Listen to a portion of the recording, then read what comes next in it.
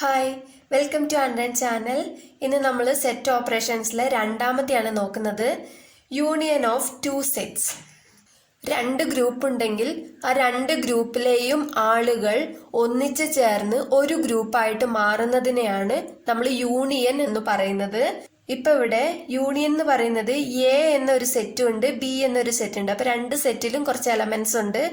ആ എലമെന്റ്സ് എല്ലാം ഒരുമിച്ച് ഒറ്റ സെറ്റിലാക്കി നമുക്ക് എഴുതാം. അതിനെയാണ് എ യൂണിയൻ ബി എന്ന് പറയുന്നത്. ഇത് ഡിനോട്ട് ചെയ്യുന്നത് എ യൂണിയൻ ബി എന്നാണ്. ഇങ്ങനെയാണ് യു എന്നാണ് നമ്മൾ യൂണിയനെ ഡിനോട്ട് ചെയ്യുന്നത്. ഫോർ എക്സാമ്പിൾ നമുക്ക് നോക്കാം. ഇവിടെ എ എന്ന സെറ്റിൽ കുറച്ച് എലമെന്റ്സ് ഉണ്ട്, ബി എന്ന സെറ്റിൽ കുറച്ച് എലമെന്റ്സ് ഉണ്ട്. അപ്പൊ ഈ രണ്ടും കൂടി ചേരുന്നതാണ് നമുക്ക് എ യൂണിയൻ ബി.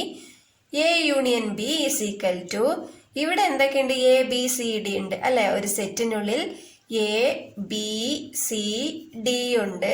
ബി എന്ന സെറ്റിനുള്ളിലോ സി ഉണ്ട്, ഡി. സി നേരത്തെ ഇവിടെ ഉണ്ട്, അപ്പൊ രണ്ടാമതായിട്ട് എഴുതണ്ട. ഒരു എലമെന്റ് റിപ്പീറ്റ് ആകാൻ പാടില്ല, ഒറ്റ തവണ മാത്രം എഴുതിയാൽ മതി. ഇപ്പൊ സി ഡി ഇവിടെ ഉള്ളത് കൊണ്ട് അത് നമുക്ക് വേണ്ട. ഇനി അടുത്തത് എന്താ? ഇ ഉണ്ട്, എഫ് ഉണ്ട്, ജി ഉണ്ട്, എച്ച് ഉണ്ട് അല്ലെ? E F G H. അപ്പൊ രണ്ടിലെയും എലമെന്റ്സ് എ യൂണിയൻ ബിയില് ഒറ്റ സെറ്റിലാക്കി എഴുതി. അപ്പൊ ഇതാണ് എ യൂണിയൻ ബി. ഇനി നമുക്ക് when diagram four union of two sets നോക്കാം. യൂണിയന്റെ വെൻ ഡയഗ്രാം എങ്ങനെയാണെന്ന് നോക്കാം. ഇപ്പോ ഇവിടെ എ എന്ന് പറയുന്ന ഒരു സെറ്റ് ഉണ്ട്, ബി എന്ന് പറയുന്ന ഒരു സെറ്റ് ഉണ്ട്. അപ്പൊ രണ്ടും ചേരുമ്പോഴാണല്ലോ നമുക്ക് എ യൂണിയൻ ബി എന്ന് കിട്ടുന്നത്. അപ്പൊ എ യൂണിയൻ ബി എന്ന് പറയുമ്പോൾ എ എന്ന് പറയുന്ന സെറ്റും ഉണ്ട്, ബി എന്ന് പറയുന്ന സെറ്റും ഉണ്ട്. ഇതെല്ലാം കൂടി ചേരുമ്പോഴാണ് എ യൂണിയൻ ബി. ഇനി അടുത്തത് ഇന്റർസെക്ഷൻ ഓഫ് ടു സെറ്റ്സ് നോക്കാം. ഇന്റർസെക്ഷൻ ഡിനോട്ട് ചെയ്യുന്നത് എ ഇന്റർസെക്ഷൻ ബി. അതായത് യു തിരിച്ചിട്ടാൽ മതി, എ ഇന്റർസെക്ഷൻ ബി.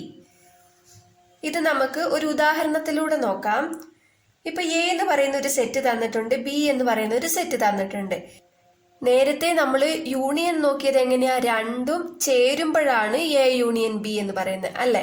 പക്ഷെ എ ഇന്റർസെക്ഷൻ ബി എന്ന് പറയുന്നത് രണ്ട് സെറ്റിലും പൊതുവായിട്ടുള്ളത് ഏതാണോ അതാണ് എ ഇന്റർസെക്ഷൻ ബി. എ എന്ന് പറയുന്നത് ഇതിൽ മാത്രമേ ഉള്ളൂ, ഇതിലില്ല അല്ലെ? ബി എന്ന് പറയുന്നതും എ എന്ന സെറ്റിൽ മാത്രമേ ഉള്ളൂ, ബിയിൽ ഇല്ല. സിയും ഡിയും ഇവിടെയുണ്ട്, ഇവിടെയുണ്ട്. അപ്പൊ ഇത് രണ്ടുമാണ് രണ്ടിലും ഉള്ളത്. അപ്പൊ രണ്ടിലും കോമൺ ആയിട്ടുള്ള എലമെന്റ് നമുക്ക് എടുത്തെഴുതാം, സി കോമ ഡി. ഇതാണ് എ ഇന്റർസെക്ഷൻ ബി. ഇനി നമുക്ക് ഇന്റർസെക്ഷന്റെ വെൻ ഡയഗ്രാം എങ്ങനെയാണെന്ന് നോക്കാം. ഇപ്പൊ രണ്ട് സെറ്റ് ഉണ്ട്, എ എന്ന സെറ്റും ഉണ്ട്, ബി എന്ന സെറ്റും ഉണ്ട്. അപ്പൊ എ ഇന്റർസെക്ഷൻ ബി എങ്ങനെ കാണുന്ന വെച്ചാൽ രണ്ടിലും കോമൺ ആയിട്ടുള്ളതാണ് എ ഇന്റർസെക്ഷൻ ബി അല്ലെ?